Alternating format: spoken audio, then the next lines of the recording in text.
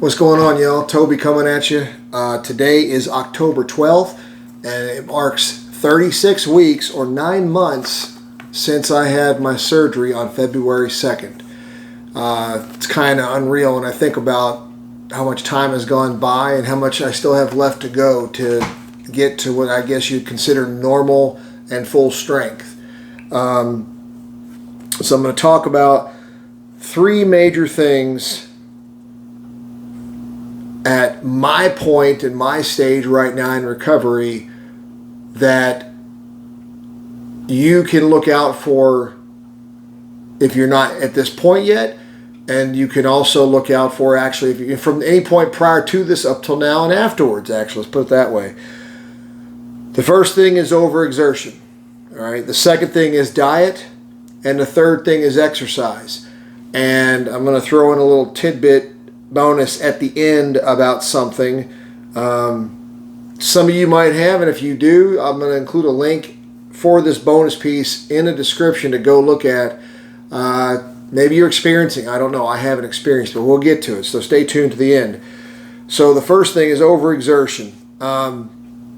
Whether you are a me person that has a desk job, the heaviest thing I really, if I was at full strength, no surgery or completely healed everything, full physical therapy, rehab and everything back, my biggest exertion might be going for a run or doing yard work or working on my motorcycle or, I don't know, something around the house maybe, some volunteer work, clean up the highway, stuff like that, right? Maybe working out, lifting weights, stuff like that. So my line of work does not require me to climb ladders. It doesn't require me to do CPR on people. It doesn't require me to carry individuals out of a house.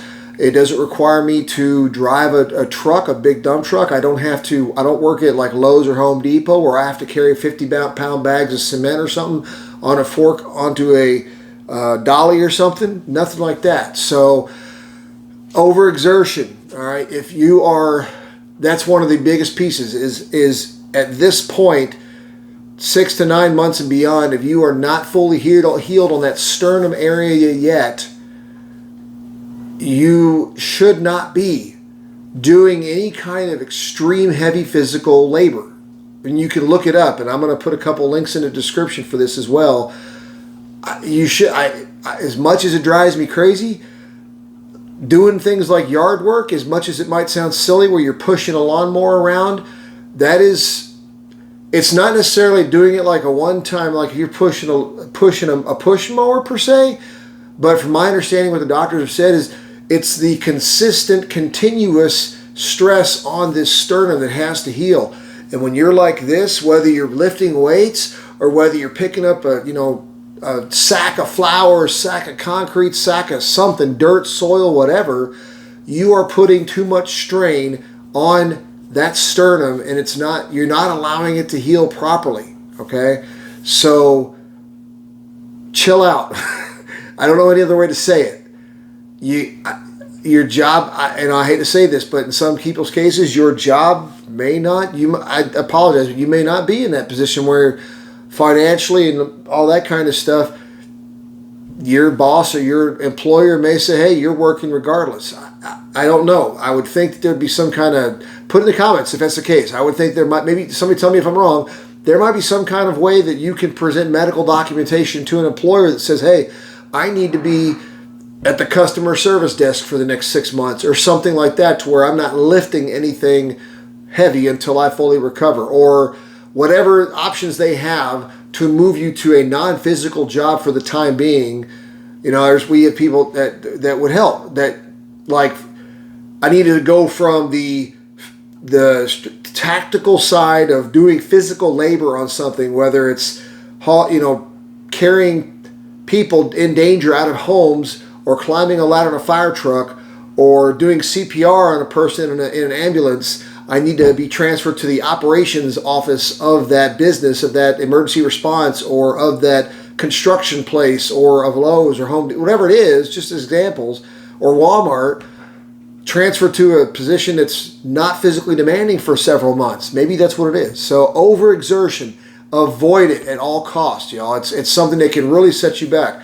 I'm telling you, I'm not there as far as overexerting, but I told you on the last video, I am still feeling areas along the center of my sternum that are bone-related discomfort. Not like range of motion limiting, but I feel it. It's there. It tells me that it's not done healing. Even if it's the small stuff, it's not done yet.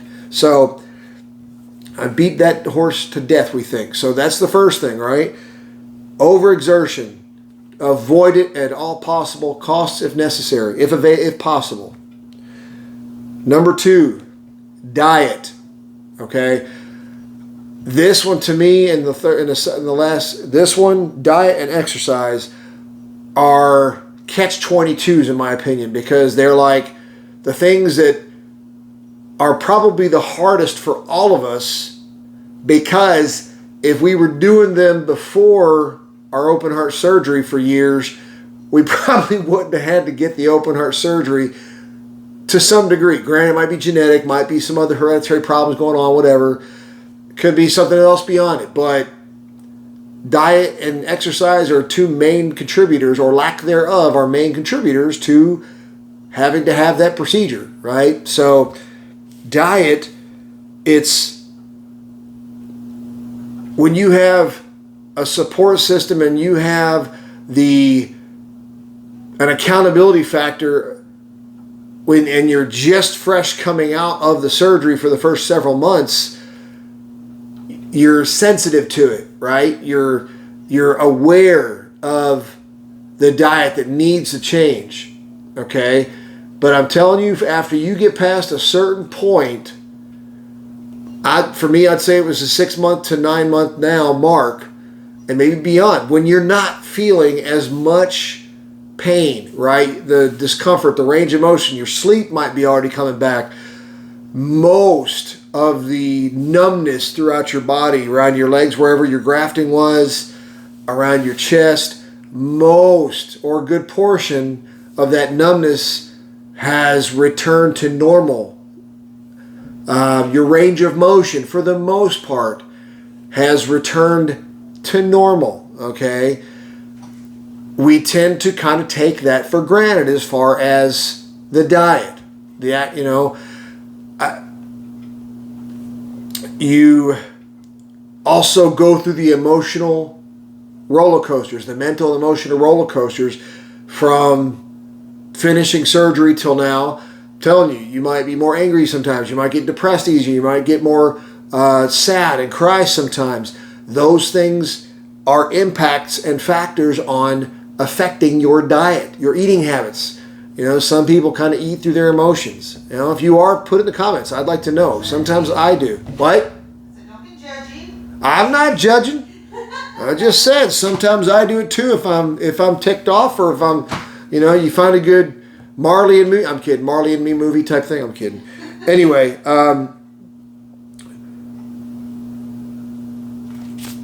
so my notes, I said difficulty maintaining changes, but still better. Now that's the piece they point out.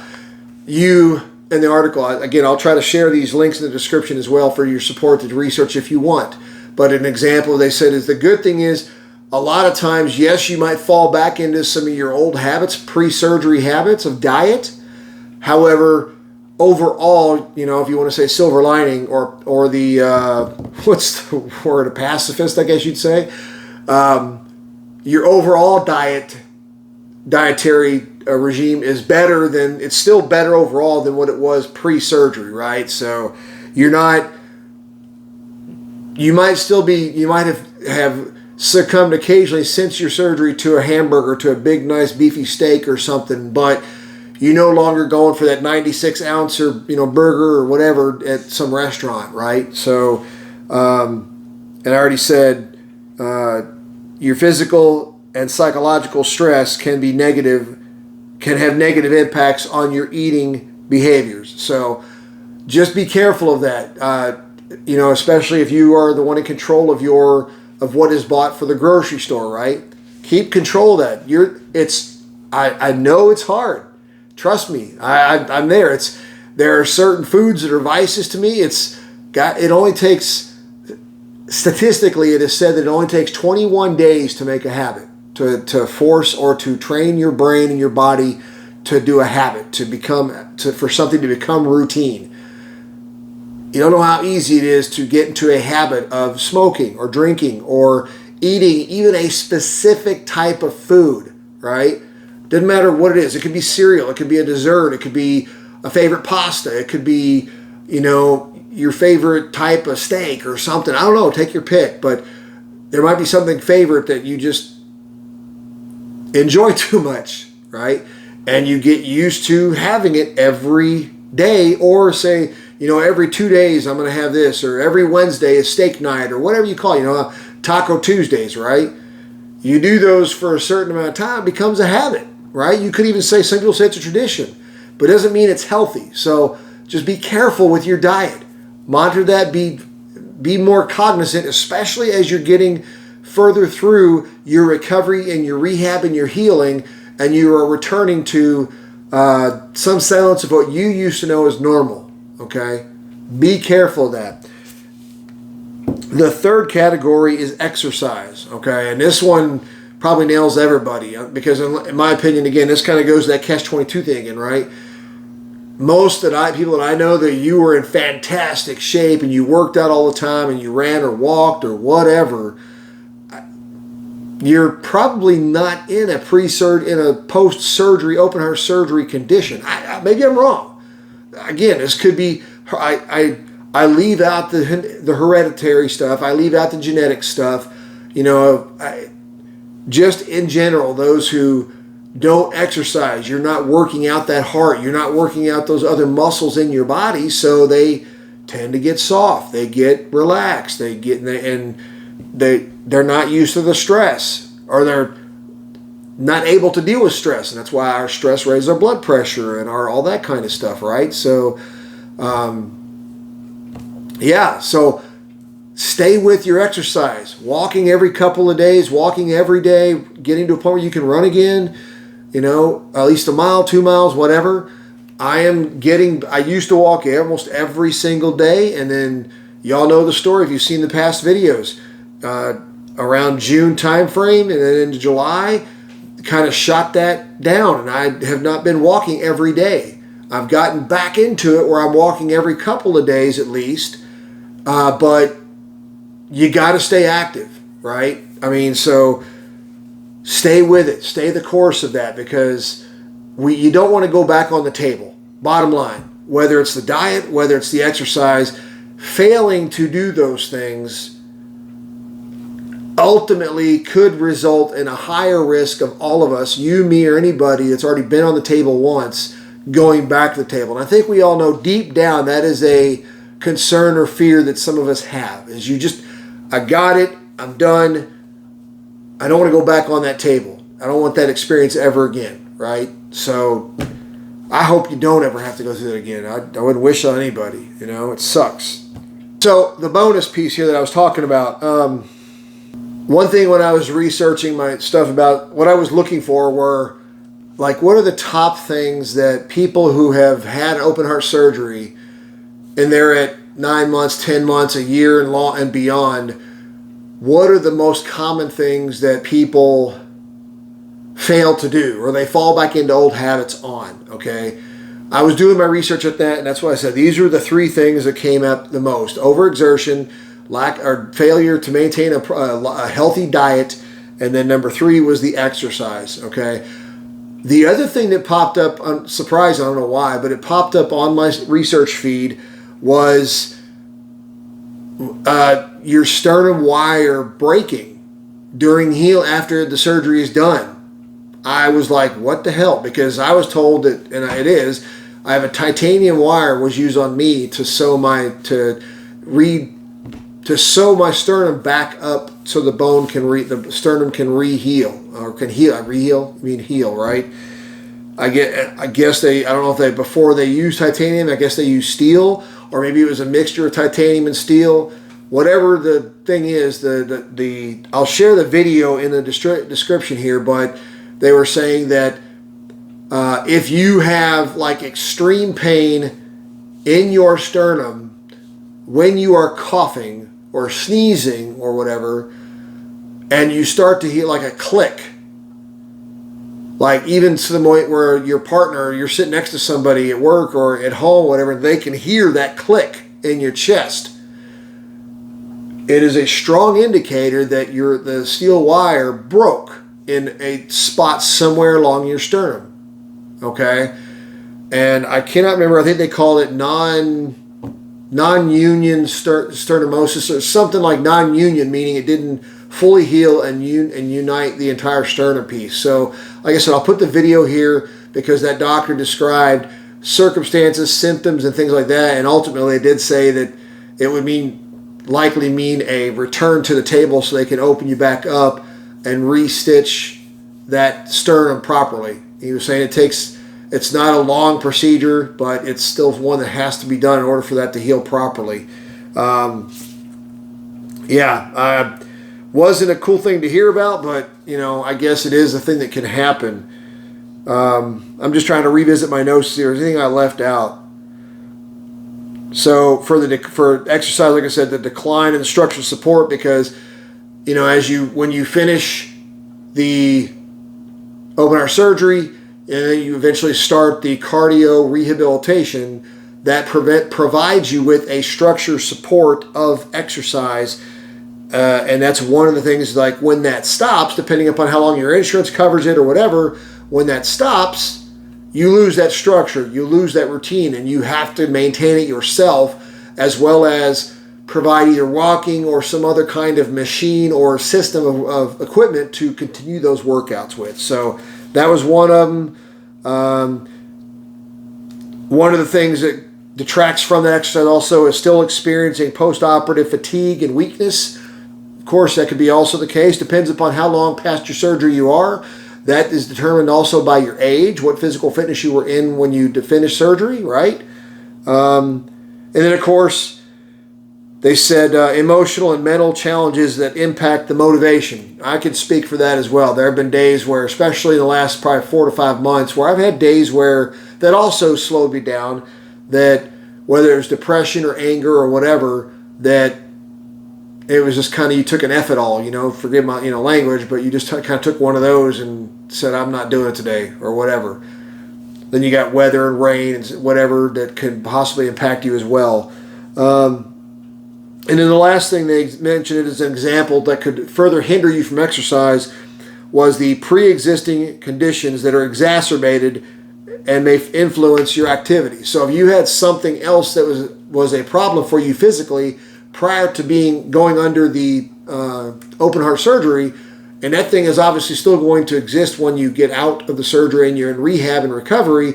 Say you had a bum knee, right, or a bum back or something. I've got a lower back issue. I've got my L4, my L5 are degenerative, so that affects me sometimes. So, but these things are all part of it, right? So we said overexertion, diet, and exercise. Those are the 3 main things they said that are people, when they're out of open heart surgery, they're recovering, and they're getting well back onto the way of being normal. Those are the 3 things they fail to maintain in a consistent manner, in a healthy manner, that can result in either going back on the table or just make the health conditions worse. So I hope this helps you all. As I said, my condition right now, I'm getting back into walking regularly. We're going to be walking this evening in a little bit. Here in Kentucky, the weather is starting to be more like fall, so the warmer time frame is, hey, I'm back on my record where you get to hear the hourly chime during my video. But right about now, it's about 70, so in the morning, it's starting to be in the 40s. So we're starting to get into the fall-type weathers. Pretty comfortable, so it'll be nice to walk in. I still do not have full sensation on my right thigh, which I believe is where they took the graft from. Although I've showed you before, I have the scars on both thighs. My left inner thigh, I have feeling back there. It's pretty much back to normal, except for, like I said, the picture, if you will, of a scar. But I'll show you the pictures I've shown you on the past, and I'll show you them again in future videos. but you'll see I've put my fingers like above each of those scars. That's not for me to like pull skin back. That's so that I have a gauge the size of my fingers versus the scar, so I can kind of see as the scar is shrinking and going away and whatever. So that's just, what I do. And then on my chest, I was showing this to Kylie, my wife, the other day, a few days ago, was that pain I was telling you all about. It's like, so now that my sternum is healed, is back, I don't want to call it a bump, but I just don't, there's a rise right here in my sternum right here. I don't know if you call it a hill or a bump. Maybe it is. I don't know. But to me, I don't remember it being there. And my point is like it goes down right here, and then right here is where I've told y'all I keep feeling that pain, that discomfort. It's not right now. I keep on saying, I hate to repeat and be a broken record on it, but I told you how it feels before.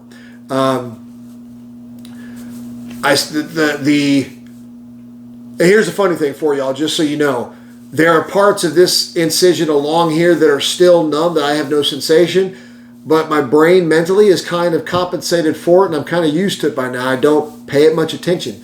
What I do pay attention to is when I'm turning and moving, like right now I'm moving this way, I feel it right here.